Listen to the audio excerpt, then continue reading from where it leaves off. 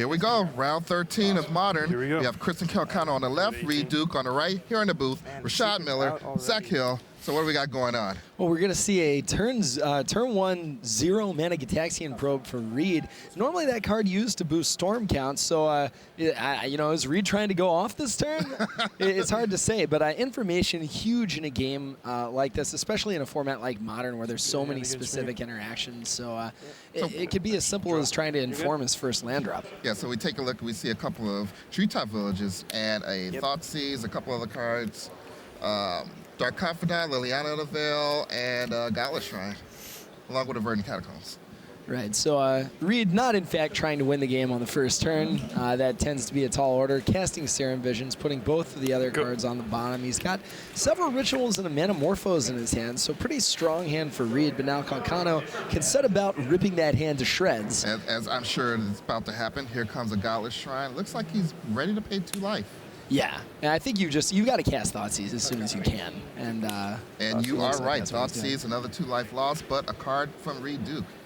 All right, so what do you take here, Rashad? What do I take? Well, I mean, I see 2 Electromasters, and you really don't want to take one of those, because he still has one. Right. He only has 1 land and a Serum Vision. Yeah, no, you're right. He That's put crazy. he put 2 cards on the bottom, so he's clearly digging for a land. I think, yeah, you almost want to just take the Serum Visions right here, leave him without any sort of meaningful deck selection whatsoever, and give yourself a little bit of time to start putting some threats on the battlefield. So let's see what Kristen Calcano comes up with here. He's definitely thinking about it, and sometimes, you know, it feels greedy to take the library manipulation when, you know, your opponent needs another land. Right. Do you ever feel that way? Take Serum Visions. And it turns out he does take the Serum Visions. It is true, though. I mean, in a format as powerful as Modern, your opponent can always top deck cards, you know? Well, Reid Duke did not top deck a land that time, so maybe it was the right play. Kristen Calcano is going to go to his second turn with his second land. I'm at 15 right now. He's going to use a fetch land. He's going to go down to 15, I heard him say. Looks like he's contemplating losing more life. Right, yeah, the Thoughtseize fetch land mana base can do you a lot of damage very quickly. It's something to remember in this format. Yeah, all the way down to 13 so far. Wow. So, and you know what? I guess since Reid Duke is playing a combo deck, aren't you really just dead on the turn that the combo goes off? Most frequently, I mean, Reid could theoretically, beat you down with Goblin Electromancer, I guess. And his combo is based around burn spells, so you do have to pay a little bit of attention so you don't just get beaten with, like, cast my hand, cast Grape Shot. Yeah. And speaking of life loss, Dark Confidant for Kristen Calcano. 10. And the loss of 3 life. And now I'm winning this game. The Siege Tower. Draw. Reid says he's not winning this game. Maybe the Dark Confidant might just beat Calcano by Calcano's down to 10, and Reid Duke has not lifted a finger. Clearly, he's losing the race. And there's a treetop village, so maybe the race isn't you have lost 5? just yet. No, I have 6. Okay. So a lot of cards in hand for Calcano. Reid not really doing a whole lot of anything. Has a second mana, but no red. Yeah, so actually no spells that he can cast. 9. And Dark Confidant reveals a Deathrite Shaman. Drop a turn. Brings Calcano down to 9, but I don't know that Calcano's life is low enough to, not win the game before Doran, along with Treetop Village, can get there. 14. Now, I guess there are ways he could do it. If Reid just rips a mountain and chains his Rituals and Manamorphose into a straight-up Grape Shot at the face, that could almost be enough to get there. You only would need 9 spells, but he's running out of time. Reid Duke is running out of time. He's definitely running out of time. Dark Confidant is some amount of hypothetical damage for Reid, but yeah, I mean, he's getting hit now, and Calcano's mounted a pretty serious offense. Now, we do see a mountain, and I believe that's a Tempest Mountain, to be exact. Or it might be a Visions Mountain. I think these are, Mirage. Mirage? Maybe, yeah. Mirage or Visions. Maybe Tempest. I don't know. I'm calling back from my youth as a Magic player. These land are actually nostalgic. They were the first land I actually played. Oh, yeah? That's when I started. But I think Reid Duke is trying to add it up. Yeah, I mean, I think so. I think if you're Reid, you almost have to just kind of go for it right here. Like, you can't expect your Electromancer to win. You kind of just, I think, want to just start casting Rituals and try to draw a Grape Shot. All right, well, the first Ritual has come down, Pyrite Ritual. All right, so that's 1 spell. He's got 3 red and a blue in his mana pool. Including 2 red. Go for the Goblin Electromancer. Oh, okay. That's 2 spells. Oh, because now Manamorphose starts to net him mana, so it's basically free to cast the Electromancer. We might really see something right here. I'm getting a little excited. This would not be the first time we saw a game get totally turned around from little or no land to a victory. So Manamorphose, costing only 1 red or a green now, nets him 1 mana because he gets Right now it's 14-9, right? And he gets to choose whichever color he wants, and he draws a card. So it becomes a very, very good card. All right, so we're seeing Rituals. 3 red and 2 blue. 3 red, 2 blue. Rituals being played really cheap. Okay. The Pyromancer Ascension can hit the board. The Manamorphose in hand, that's already 1 counter on Pyromancer Ascension. Still not looking too good for Reid, but there are ways he can win this game right now. Yeah, and he's actually trying to think of those ways right now. He has a couple of Metamorphoses in his head, but are we going to see the Pyrite, the Pyromancer's Ascension first? I think red and blue. And there is Pyromancer's Ascension. Sure. So floating 2 red and blue. Manamorphose is basically the best card he can have right now. It's very good right now, especially these are the 2 cards that made Manamorphose very powerful. Right. And I've never seen them both play at the same time, so yep. I'm a little excited.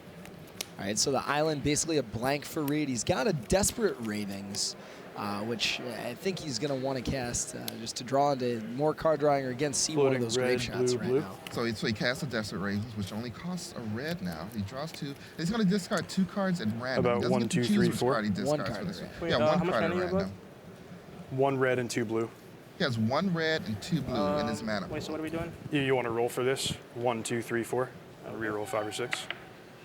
Uh-oh, 6. We may be here all day. 2. Okay, 2. Oh, wow, the Gataxian Probe, a great card here with a probe in the graveyard. That would turn on Pyromancer Ascension, might have even just won the game for Reid. That's actually a very fortunate discard. You hear a deep sigh from Reid, not what he wanted to hit off that Ravings. He's got a few options now. He can try and flashback Ravings to draw something else. He wants to cast Manamorphose to get some to accelerate himself, but he really wants to cast that when a second counter is on the Ascension, so he can draw enough cards to really get his engine going. Exactly, and with flashback cards, it actually does not count as being in the graveyard when you play it, because the first thing you do whenever you play any spell is you take it from whatever zone it is, be it your hand or the graveyard, and it goes to the stack. So now it's no longer in your graveyard and will not give you a counter on your Pyromancer. Floating red, blue, blue. Reid keeping track of all this without paper, which is an achievement in and of itself. I think there might be paper a little bit off screen that he is using. Oh, okay. So a second Electromancer and then the flashback Desperate Ravens 1, 2, for 3, 4. just blue. Misty Rainforest is randomly discarded. Another sigh. Pass the turn. All right, so Reid passes. He did manage to develop his board pretty substantially here, but certainly didn't draw a grape shot or anything like that to outright win the game. And Dark Confidant just revealed a Nova Hierarch, so Calcano goes down to 8. This, 8 life isn't a lot of life, especially against a deck which can, whose win condition is to deal direct damage to you. For 3 sure. cards? Yes. Reid really living at the mercy of his draw step right now, but basically any cantrip in his deck turns on Pyromancer Ascension and gives him something else to work with. So not a bad board state for Reid given the circumstances, but still he's going to have to put something together fast. Yeah, exactly. And Reid Duke's at 14 life, and right now Christian Calcano does not have the cards in play to deal 14. No, and not particularly close either. So Reid Duke is going to get another turn, even without blocking. So he's going to be able to keep those 2 Electromancers, and he doesn't block. 8 all. Right. I mean, Electromancer, it's kind of a drawback almost in the Storm deck that it's a creature. It just makes it more vulnerable,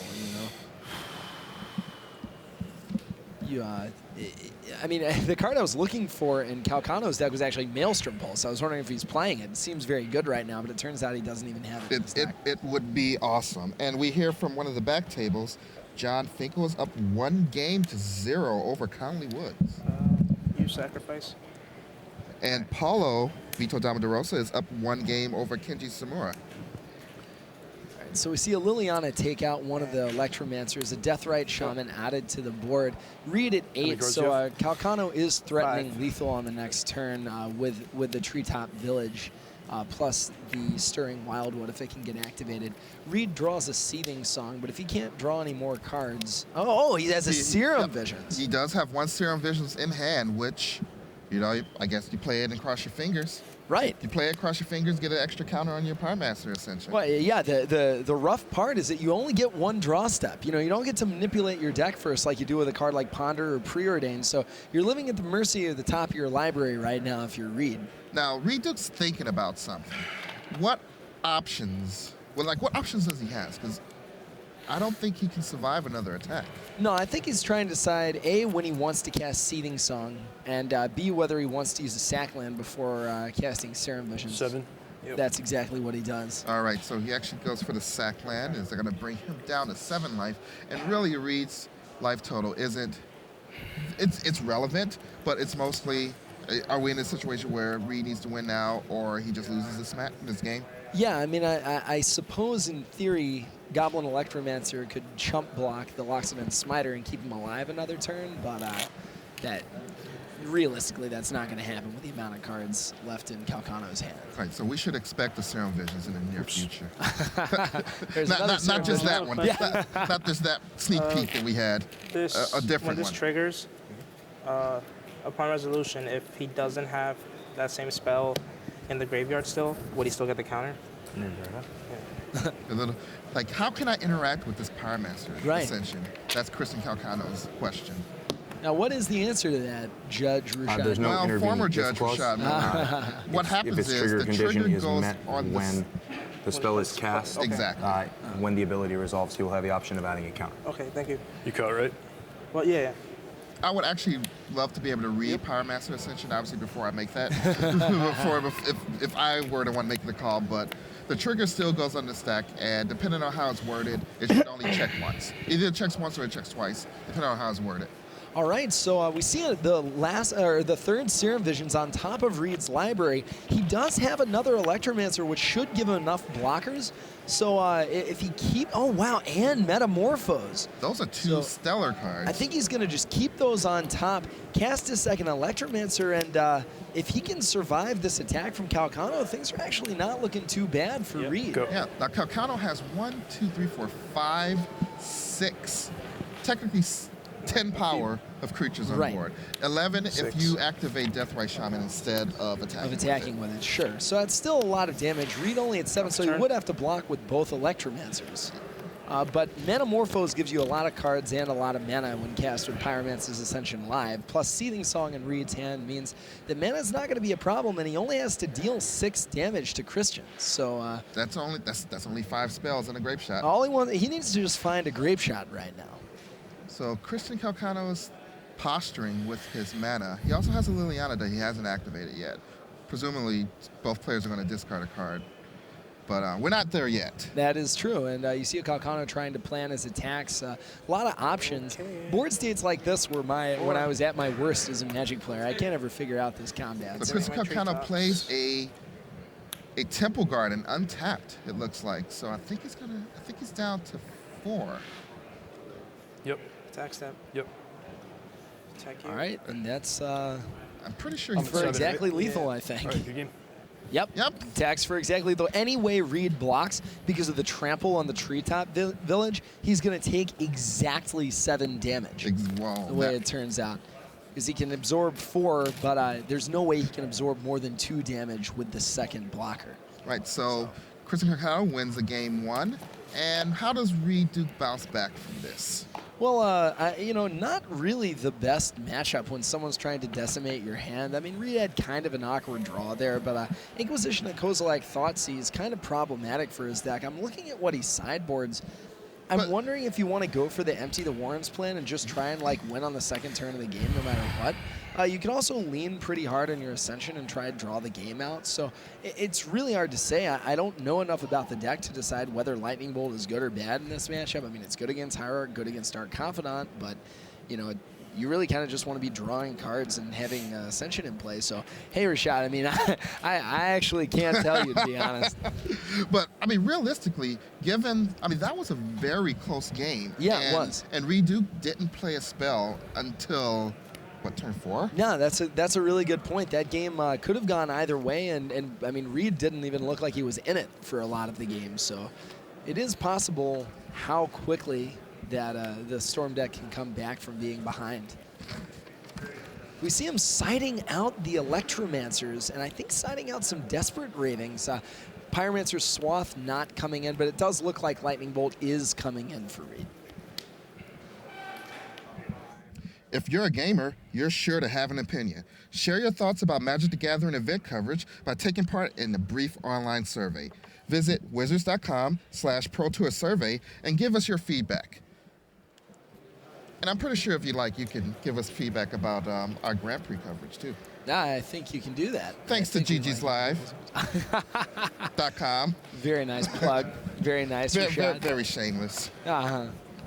Please tell us more about Jesus. Later. So, all right. So you just won. You're Christian Calcano. You just won game 1. Yes. How are you going to make sure you take this match down? All right, so I think you definitely want Thalia, Guardian of Thraben. It's basically designed for this matchup.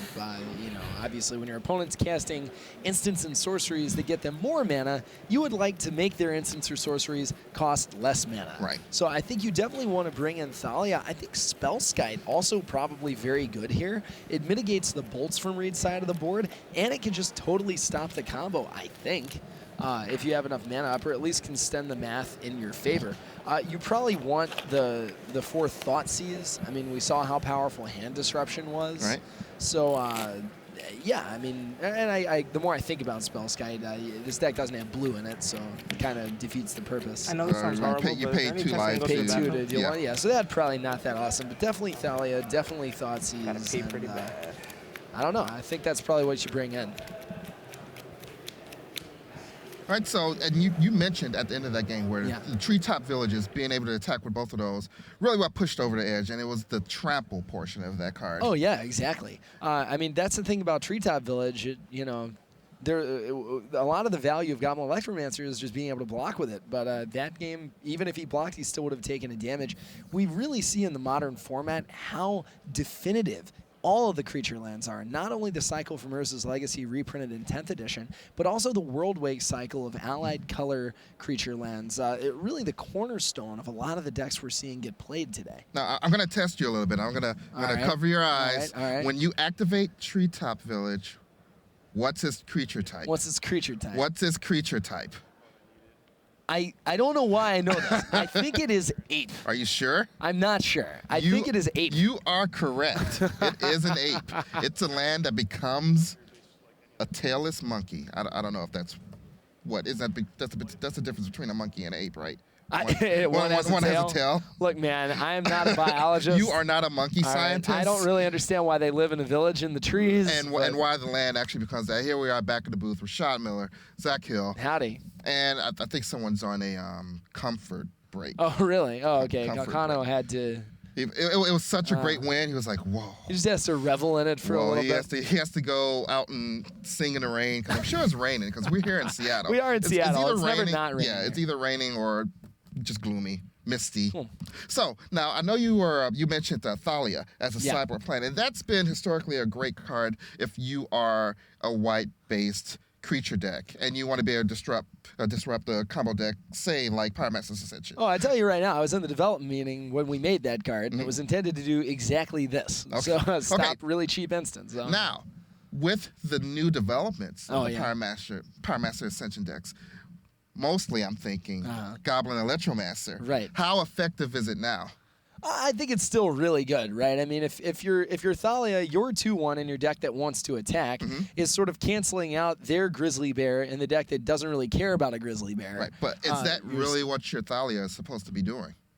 I think so. I mean, I see what you're saying. I mean, obviously, you'd rather have Thalia just blanking all of their spells. Yeah. But, I mean, you know, again, you're still getting the trump, and if at any point you're able to kill their Electromancer, you can kind of brick wall them a little bit. Now, it's going to be likely to eat a Lightning Bolt. It's going to eat a Grape Shot. But what you need is time while the rest of your creatures beat down turn after turn after turn. And Thalia, if nothing else, even if it doesn't stop them, it's going to buy you some time. Okay, so I hear that Christian Calcano is back, so we're going to go back to the floor. Now, I'm going to play devil's advocate just a little bit more. Thalia, legend. Yes. Goblin Electromancer, goblin. Goblin. Just a goblin. Just a goblin. sure. Does that play any part in? Oh, it absolutely does. In making Thalia better or worse as a sideboard card? Oh, I mean, like the fact that you can have a couple of Electromancers First, out and just totally mitigate Thalia's effect, certainly important where you can't have multiple Thalias. But, I mean, it would shock me if Calcano didn't bring it up. Now, I'm pretty sure he's going to bring it in. But I just want to... Put that in the context. Well, I kind of want to just bring up the fact that you seem to be pretty defensive about Same. Thalia. Look, man. Does Thalia hold something? I mean, do you hold Thalia close to your heart? I do hold Thalia close to my heart. Is Thalia maybe? She and I hang out on weekends. You guys go clubbing. That's cool. That's cool. I'm too old to go clubbing. But we got magic going on again. And All we right. start off with a Serum Visions. That's what we saw last game. Now, we see a Bolt in Reid's hand. We also see a Grape Shot, so no more digging to those combo pieces like he was doing last time. We see Noble Hierarch over there in Calcano's hand. Yeah, I just glanced over and I saw just a bunch of black cards. But some of those were Verdant Catacombs. So we got a couple of Verdant Catacombs, 2 Deathrite Shaman. Thoughtseize, Noble Hierarch, Doran, I believe. You know what? This is the kind of hand I love. Yeah. I'm all about turn 1 mana guy. Right. I don't care what happens turn 2. Turn 1 mana guy, I am keep. Oh man, and he's tutoring up Murmuring Bosk and actually has the Doran to reveal to put it into play untapped. Yeah, Murmuring Bosk actually a forest. Reveal Yeah. And you get to reveal a treeful. Cast Yes. with green mana, Deathrite Shaman. All right, so we see Deathrite Shaman come out, powering out next turn either a Doran or a Thoughtseize plus more mana creatures. I feel like you want to cast your Disruption as soon as you can. Yeah. So, I think the Thoughtseize would be coming down before Big D himself, but I will have to see. So Christian Calcano was about to untap Right. and then changed his mind. Maybe it's still Reid's turn. I think Reid is still resolving the Serum Visions. We see those 2 cards right there. Okay, yeah, I do see. Not necessarily either on top or bottom. I don't think you exile them anymore. They don't hit the board. They don't hit the battlefield as 2/2 nameless creatures. That would not be a weak spell. It would not be. I'd play it. Reid, again, struggling to find enough mana. We saw that game 1. He relied upon the Serum Visions, which is normally a reasonably reliable way to stream through, get some velocity, and get more land drops. But you have to think he wants to be able to bolt that Deathrite Shaman right now. And not necessarily able to do that. We see his Steam Vents, but he's not going to draw it this turn. No. So he passes the turn still with 7 cards. mana issues. Yes. This entire round.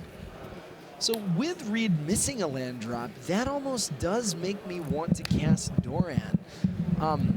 Getting a clock on the table I'm not and knowing that his hand's loaded full of threats Make making black. Thoughtseize a little worse than it would ordinarily be, but he still decides to go for the Thoughtseize. These and cards revealed. We see a Grape Shot.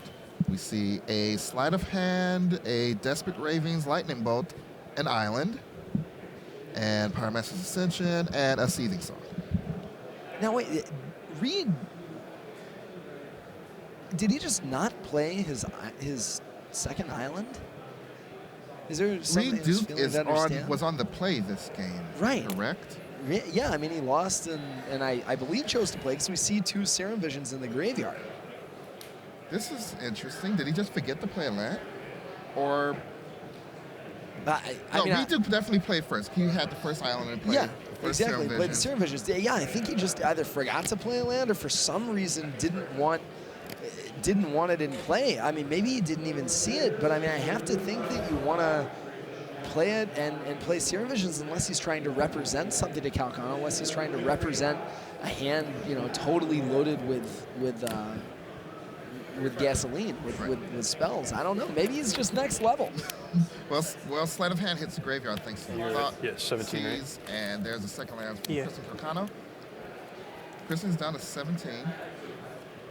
Looks like our spotter was a little bit faster than Christian Calcano, keeping up with his own life total. 16. He's got to go down to 16, possibly 15 or 14, possibly 14. Yeah, I mean, I think he's going to want to cast Tarmogoyf this turn. On the other end, he has a Murmuring Bosk, which can get him all his colors. So, yeah, we just see a Swamp hitting the battlefield. Doesn't want to take any more damage than he absolutely needs to. Yeah, so we're going to see a Tarmogoyf. we suspect. And then the pass of the turn, and that Tarmogoyf is going to be relatively big. It's going to be actually it's 2/3. Yeah, 2/3. 2/3. Pretty easy to get that card. At to 3/4, grow that guy. Yeah. In this game state. 2/3 for now. If nothing else, he can play a Doran and attack for 3, even though it isn't.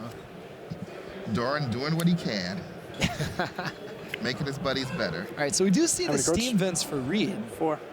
which he did leave on top. I mean, the fact that he left his third land, I mean, I guess he needs the red source regardless. So, He definitely, or I'm sure he would like to have a third land on turn 3, but maybe it was just an oversight. So, I mean, what do you do right here? Do you run out the Pyromancer Ascension, get that on the battlefield, and start trying to add counters as soon as you can? Do you just say, do you say go? Do you lightning bolt the Death Range? I mean, maybe you lightning bolt the... No, you don't lightning bolt the Tarmogoyf, because then it would be a 3/4. Yeah, lightning bolts don't always kill Tarmogoyfs. Like, they're a little tricky. Tarmogoyf's like, I'm bigger now. I'm bigger. I can deal with your little puny little electricity. Thanks, bruh. So it is Pyromancer Ascension that hits the board, and now it's Christian Calcano's turn, and I think he's doing some math. He's trying to figure out how much damage he can do and how fast. Yeah, exactly. You want to be able to strip away Reid's hand as soon as you can, but you also want to put damage on the table. I think we're going to see probably a Noble Hierarch and a Doran would be my guess for this turn. Maybe a second Deathrite Shaman, because those can attack for 2 with Doran on the battlefield. Exactly. Christian Calcano at 16. Reid do get a healthy 18, so Reid is not afraid of what's in play right now. I'll take 1 from It's Canopy, not going to 15. kill him. It's not going to do that much damage, so he's got a little bit of time. So we do see Doran hit the table. Combat. Can attack for 5 this turn. 5 Now, total. interestingly, using 2/3 and Deathrite 1/2. Shaman to attack 13. and not cast anything else. Want to pile on the damage to Reid as soon as he can, it looks like. Yeah, I mean, 2 damage is still 2 damage, no matter how you do it. And if you do it without using mana, that's great. So Reid Duke's going to take his turn. Probably going to play that island unless he has something against that particular island Right. that he just doesn't want it to hit play. Right, now you probably want to Serum Visions before you do anything else just to see what cards are on the way. It is possible if he gets the Pyromancer Ascension active, he can start using those bolts to just clear out the board. 2 bolts can take out a Doran. The 2 bolts could take out a Tarmogoyf. Grape Shot copied could help stabilize the board a little bit. So I feel like you just want to get counters on that Pyromancer Ascension as soon as humanly possible. Right, and there's 2 Serum Visions in the graveyard, so that Serum Visions will add a counter to Pyromancer's Ascension. There's also a Sleight of Hand in the graveyard. None of those in Reid Duke's hand, but if that ever shows up, then that will also, put the final counter Right. needed for Pyromancer Ascension to actually be turned on. All right, so we do see a Sleight of Hand there on the top of Reid's deck. Oh, and he drew a Sleight of Hand too, so Pyromancer Ascension can turn on this turn. He can play an island, get Ascension to 2, and have a red up for the Lightning Bolt to stem some of the bleeding, so a very good draw on Reid's part right now. Right, the double Lightning Bolt, thanks to the copy from Pyromancer's Ascension, if that's the path that Yeah, Reid Duke sure. takes, will definitely give him an edge in keeping his life total I mean, above 0. Right, it is possible with Chris at 15 right now. He's just going to say go and try and untap and get a combo kill with Grape Shot plus Lightning Bolt next turn. So he goes one on the top, 1 on the bottom, and there's the island and the second Sleight of Hand. There's 2 counters on Pyromancer Ascension. And so Ascension's turned on. He keeps, couldn't tell what he kept. I would imagine he keeps a Sleight of Hand. No. I think that may have been a Desperate Ravings. It might be, I think he had the Desperate Ravens for a little while. Cards. So Oh, no, it is the Sleight of it's Hand. another Sleight of 5. Hand, which is going to get him 2 cards, thanks to the copy next Right. turn. So this is definitely either a grit your teeth and hope you survive with Lightning Bolt just in case you don't. Right. It's interesting now. Reid with Pyromancer Ascension active can play kind of a control deck because every one of his cantrips, his cheap card drawing spells, actually is card advantage now as opposed to card selection. So he can really run through his deck pretty quick. And with Grape Shot and Lightning Bolt, it becomes easy to wipe the board. And instead of trying to win in a combo, one big turn, just kind of winning gradually after you cast cards like Desperate Ravings, just fill your hand. No blocks. Now, Reid Duke's at 13. It No doesn't look like offense. Christian Calcano has 13 points of damage with his creatures. No Lightning so he's Bolt, just Doran going twice. to do a pretty conservative attack with just Doran and the Tarmogoyf. Right. And Lightning Bolt comes down, and a copy of Lightning Bolt, thanks to Pyromancer Ascension, Right. is also targeting Doran. Okay. So we see Calcano seems to have a response. Response out decay ascension. Oh, wow. Oh, so abrupt decay on the Pyromancer So you Ascension, which take definitely changes Reid Duke's plan. Oh, absolutely. The 5. decay, completely huge Instant there. sorcery, Reid creature, land, leaning enchantment. on that Eliminate. Pyromancer Ascension to kind of get him back in the game, get him ahead on resources. Without the Ascension, he's kind of starting back over from square one right now. And guess 14. what? Tarmogoyf got a lot bigger. Yeah. Because creature, Yeah. instant, and enchantment went to the graveyard. So now that Cool. Tarmogoyf is a 5/6. 5/6, wow. One spell, 5/6. That's why Tarmogoyf is a good Magic card. 14. So we see creature, instant, land, sorcery, And enchantment. 5/6. Yeah, wow. So Reid Duke draws a card. The famous deep sigh that we've been hearing a lot of. Has, If a, has a grape shot. He has some mana. He can. I mean, is that grape shot enough to keep him alive? Sure. I think the sleight of hand is going to tell us a lot. Now we see a Manamorphose and Gitaxian Probe, which can jack up that storm count. Unclear if they're really getting him to anything. So it looks like he keeps Gitaxian Probe, pushing the Manamorphose to the bottom. Oh, no, he kept Oh the no, Manamorphose. he kept the Manamorphose, putting the Gitaxian Probe to the bottom. Well, both of those cards draw him another card. For sure. So I think Reid Duke is just going with the I hope I stay alive plan. Sure, with the yeah, Manamorphose. right. I don't care about his hand really. I need to preserve my life You got points, it. so I'll just ship it back. It's like drawing a card anyway. I feel like he might want to boost Storm for one if he could, but it's 5 mana. possible. Yeah. You know, I haven't played the deck as much Well, as he has. Manamorphose boosts Storm for one. For And sure. as we see a couple of rituals, we had Desperate 3 Ritual red and and Seething 2 blue. Song, followed up by a Manamorphose. So we have 5 mana. I'm 14, not sure 8. exactly what colors there are, but probably some combination of red and blue. Okay. Yep. Thanks. Oh, okay. I didn't know that. Yeah. Draw. Okay. I'm gonna draw a card off of Manamorphose, and there is a sleight of hand. So we get to see more cards.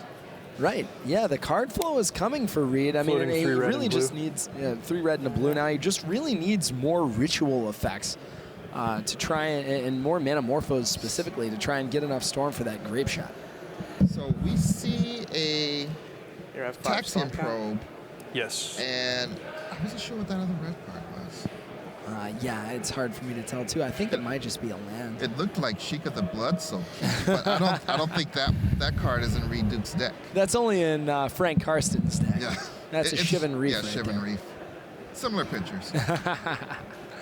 I Yes, think indeed. Sheikah's Blood Soaked Keep is actually on the Shivan Reef. Sheikah hangs out in Shiv. That's his stomping grounds. A lot of thinking. Is there a way out? If there is, Reid Duke's gonna think until he figures it out. I don't think you can keep Shivan Reef here. I think you just have to try and draw live spells. It's possible that you can get high enough not to kill Calcano, but to wipe his board with a Grape Shot, or and try and get back in the game. So it's possible Reid's thinking about how to leave himself in the best position following a Grape Shot for 8 or so. Okay. So I'm not sure what the storm count is. We see Slight, Desperate Ritual, Seething Song, Manamorphose, and other Sleight of Hand. I think the first Slight was cast this turn. Possible Floating red it and was blue. not. So I'm red gonna and blue play floating. Grape Shot for 2 points, 2 points, and 2 points to you. So the storm count was 6. Well, the storm count was 5. That makes 6. So 2 copies are going to go on each of the spell Deathray Shamans, and then the other how 2 many are going to cards? go straight to 2. Christian Calcano. And I think Reid is going to try and cast And Desperate you're at Ravings 8. after this. Don't want to cast Desperate Ravings first, even though it's another point of Storm, much mana because do you have left? you might discard the 1 Grape red Shot. and 1 blue. And I guess Reid Duke isn't feeling Storm's very at 6 lucky. now. Yes. Looks like these copies haven't resolved yet. Christian Calcano's Right. taking some time to think. Chris trying to figure out if he wants to do something with a Deathrite Shaman before the Grape Shot resolves. Now, do you think Christian Calcano was expecting a second Grape Shot? It's very possible, yeah, and he because it's tricky here because if he makes Reid lose life, his Tarmogoyf can attack for lethal potentially if something else hits the graveyard or if Doran gets cast. Okay. But if he's expecting the second Grape Shot, yeah, it's possible that he needs to gain 2 life because he fears getting hit with a combo of some sort. Now, given the target for this Grape Shot, Yeah. does that make it more likely or less likely that there's a second Grape Shot? Yeah, oh, you're right. It makes it way less likely, right? Because he'd probably just try and kill him. Yeah, but either try it's to still ki- something you have to think 11. about. Yeah. Yes. He's definitely thinking about it, but No, yeah, that's a very good point. I mean, I kind of trapped you with that. I kind of steered you in the direction. Like, wait a minute, where are you going? Hey, Come back look. over here. Move your. Looks like we're getting offensive with our Death Ray Shaman. Move your. Right, yeah, trying to decide what thing to remove right here. Kind of, largely arbitrary decision. Okay, but, so I go to doesn't 6. matter. Yeah. So remove Pass the and flames. Metamorphose. And then you go to Probably 9. something that there's only one copy And the of. Death in the Raid's die, graveyard. right? Right, and again, like his Reid can always draw past in flames. Metamorphose, great card in this deck, obviously. Exactly. And there is Desperate that Ratings, Desperate floating Ravens nothing. that you mentioned was coming after the Grape Shot. Any artifacts in your deck? How about 1, 2, 3, 4, 5, 6? Yeah, that works. Reid just straight up not answering the question. How about we worry about randomly determining which card I discard instead? Pass. Ooh, you went with the empty to warrants. He did plans. go with the empty plan. All right. No, okay. Noble Hierarch, Then that's that's like 6, very right? lethal. That is exactly Yep. 6, and Yes. Christian Calcano takes this round. And pretty decisive victories for Chris in both of those rounds. I mean, Reid was still drawing live, don't get me wrong, but the combination of hand disruption, just quick clocks, and the huge blowout of being able to destroy the Pyromancer Ascension with Abrupt Decay Yeah, that just that changed was- the entire match that, around. That definitely changed the match because, in my mind, and I think maybe luck, even man. in your Thanks, I mind, appreciate it, man. Reid, You we too. were going to see a game Thanks. 3 Yeah. because Reid Duke was doing very well. He set up for a win next turn, and then all of a sudden, Abrupt Decay came down, and not only did it shatter Reid Duke's hopes, but it went from being a 2 Yeah. to a 5-6. Yeah, giant Tarmogoyf after that Abrupt Decay hit. Now, only 2 copies of Abrupt Decay in Christian's deck, so pretty fortuitous draw for him. So now it looks like we're going to take a look at game 3 of Eric Froelich versus Gabriel Nassif. I mean, this could have been a feature match in, 2001? You know what? It could have been, and it's a great feature match now as well. Yeah, for sure.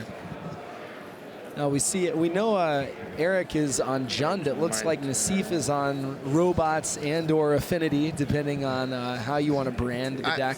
I'm a fan of robots. I respect that. So we've seen an Ornithopter on the battlefield with a cranial plating attached to it. No real blockers for Ifro, but Nassif at 11, Bloodbraid Elf and Tarmogoyf attacking or capable of attacking. So we can deal huge chunks of damage on either side of the board right now. And of course, Eric Froelich is on the Channel Fireball Jund list, Yeah. which is also going to have Death Ray Shaman. Yeah. Seems like to be the star of this tournament. Deathrite Shaman is just a totally incredible card. I mean, again, I compared it to Noble Hierarch. We see a Master of Ethereum right now. Going to boost that Ornithopter slightly.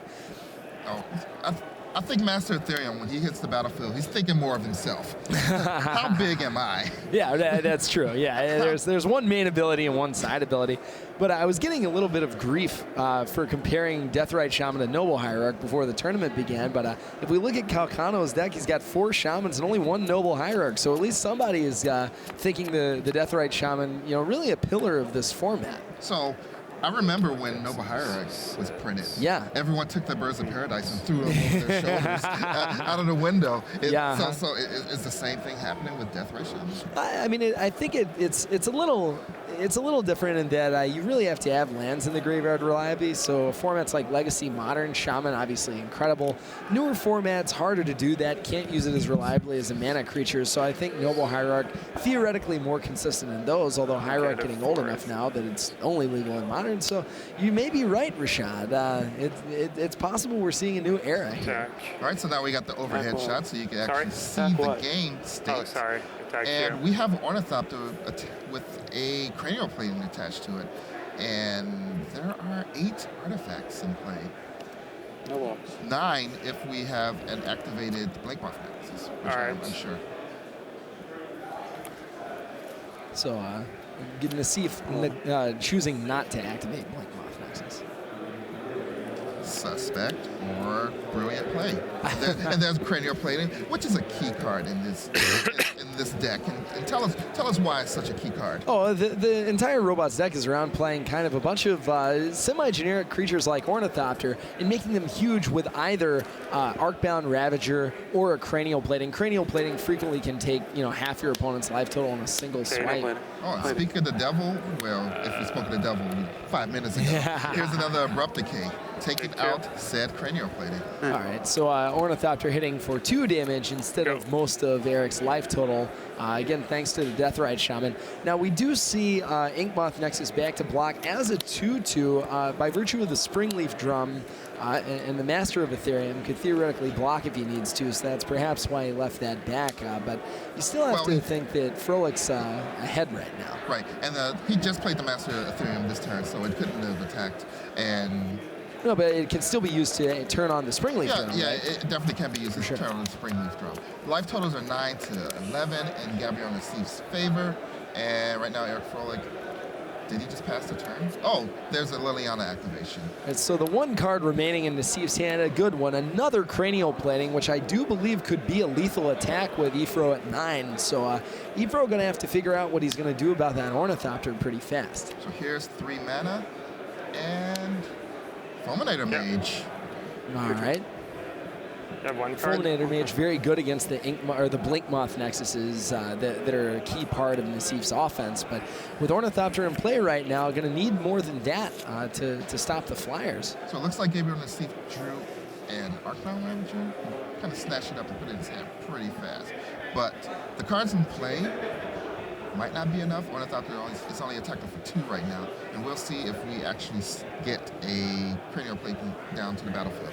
Now, with the Abrupt Decay and the Thought Cast, it's possible that Ifro can go up to 11 with this Deathrite Shaman, right? I'm remembering that card's abilities right now. I'm trying to decide if that keeps him alive right now. I see 1, 2, 3, 4, 5, 6, potentially 7 artifacts. So that would be, and then 8 with a Cranial Plating. That would be 10 damage with Ornithopter, which very crucially is not 11 damage. It's definitely not 11. And I'm 1, 2, 3, 4, 5, 6, 7, 8, 9.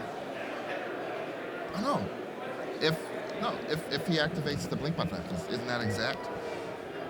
There's 8 permanents in play for Gabriel Nassif if we play the Cranial Plating as 9. The Glimmer Void, not an artifact, however. Oh, that's a Glimmer Void. Yeah, okay. and the Fulminator Mage can take out the Blinkmoth Nexus, too. You are correct. Now, he can cast the Arcbound Ravager, which gives him another artifact. Use that for exactly enough mana to land the Cranial Plating. Is that not? What is that? Rest in Peace? That's Rest in Peace. Oh, and that's gonna force Ifro to use the Deathrite Shaman right now if he ever wants to get any value out of it. So. Slapper card for this matchup. Yeah, it is. I'm not sure that I follow. I guess the plan is to blank the Deathrite Shamans and make Tarmogoyfs 0/1s? Yeah, I guess that makes sense. And then persist and or for slow play at this point. It's been progressing at far too slow a pace. Okay. So I I'm going to add 2 turns to the end of the game. Being and you guys told can to play continue a little from bit here. faster. All right. I believe that's Nassif. Maybe not the first time you heard that. Yeah, I think that a comparable situation happened at Pro Tour Avison Restored. So Nassif needs to get on his game, but fortunately, it looks like this is it might be one of the last turns of the game. Yeah, and we're definitely in game 3, and it's not going to happen. It's not going to last much longer. For sure. So yeah, Rest in Peace makes a lot of sense out of the board. A little bit of French math. They do their math differently in France. All right, we see Cranial Plating. And where does the Cranial Plating go? Where's his home? Choose wisely. Yeah, he's just counting over and over again. I think he's 1 short, but we'll have to see. We'll have to see what happens. Well, he's going to equip it to his Ornithopter. For sure. Maybe we should count again. Yeah. 1, 2, 3, 4, 5, 6, 7, 8. There's 8 actual artifacts in play.